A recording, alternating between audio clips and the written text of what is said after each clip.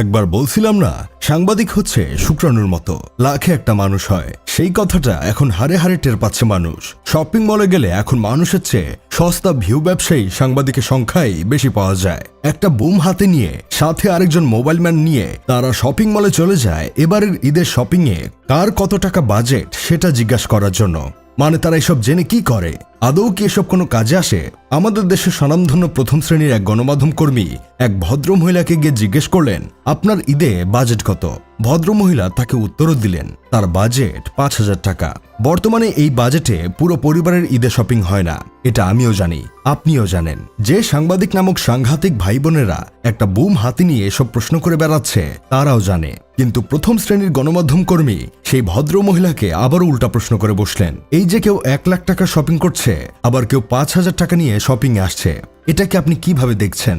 ভদ্র মহিলা আগে থেকে বিব্রত হয়ে পড়েছিলেন। এই প্রশ্ন শুনে আর মনটা শক্ত রাখতে পারলেন না, মুহূর্তেই কেঁদে ফেললেন। আসলে দেশের সাংবাদিক নামক সাংঘাতিক ভাই বোনদের কোথায় থামতে হবে সেই দিকে খেয়াল থাকে না। তারা ভিউ পাইলেই তাদের জন্য যথেষ্ট। এই জন্য বলছিলাম, সাংবাদিক হচ্ছে শুক্রাণুর মতো, লাখে একটা মানুষ হয়। দেশের ডাকাতের সংখ্যা বেড়ে যাচ্ছিল, মানুষ পিটানি দিয়ে তাদের সংখ্যা কমালো। সংখ্যাও বেড়ে গেছিল, তখন জনগণ তাদের পিটানি দিয়ে সংখ্যা কমালো। এখন কি সাংবাদিক নামক সাংঘাতিক ভাইদের জন্য কি স্পেশাল কোনো ট্রিটমেন্টের ব্যবস্থা করতে হবে নাকি?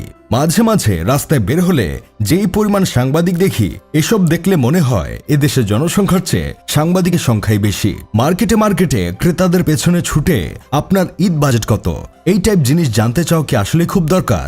গেল কয়েক বছর ধরেই এই ট্রেন্ড দেখা যাচ্ছে। এতে করে ধনীরা হচ্ছে হাসির পাত্র আর গরিবরা হচ্ছে আফসোসের পাত্র।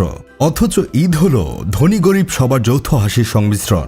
যার যা সামর্থ্য আছে সে অনুযায়ী তারা ঈদ করুক। অযথায় মানুষগুলো হয়রানি করে যাচ্ছে সাংবাদিকতার নামে। এসব সাংবাদিক নামক সাংঘাতিকদের কাজে লাগিয়ে তো কিছু আল্ট্রা মডার্ন পাবলিক ভাইরাল হওয়ার জন্য লেগে গেছে।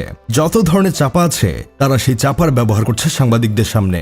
কেউ বলছে ঈদের বাজেট ৫-৬ লাখ টাকা, বয়ফ্রেন্ড আমেরিকাতে থাকে তাই বাজেট নিয়ে কোনো প্যারা নাই। আবার কেউ কেউ তো বলছে, আমার বয়ফ্রেন্ডের তো হিসাব নাই, ৭ দিনের বেশি একটা বয়ফ্রেন্ড ইউজ করি না। আরেক প্রবাসী মহিলা তো লাখ টাকা নিয়ে আসছে শপিং করতে, ৩৬,০০০ টাকা দিয়ে নাকি ৪ জোড়া জুতাই কিনছে। এখন কথা হচ্ছে, এই জুতা পরে সে মাটিতে হাঁটবে নাকি মঙ্গল গ্রহ দিয়ে হাঁটবে? এসবও বড় কথা না, বড় কথা হচ্ছে এগুলো জেনে কি আমাদের খুব লাভ হচ্ছে?